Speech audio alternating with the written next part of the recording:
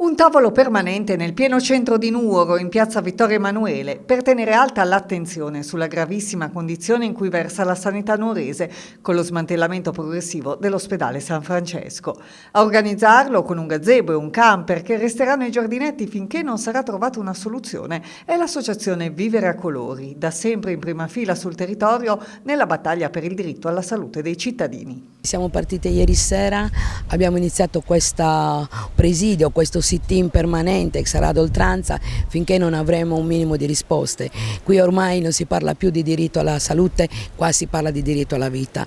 Non sono più garantite le cure in moltissimi reparti e ormai nella 131 si vedono sfrecciare le ambulanze, quindi i malati dal San Francesco vengono spostati negli ospedali dell'isola. Un punto di incontro e di ascolto per chiunque voglia far sentire la propria voce in risposta a una situazione che sta diventando sempre più pericolosa per la salute di tutti. E sarà sempre l'associazione Vivere a Colori a organizzare per sabato mattina alle 10:30 a partire da piazza Vittorio Emanuele una manifestazione che vuole essere un urlo di protesta per l'attentato al diritto alla salute perpetrato sui cittadini del Nuorese.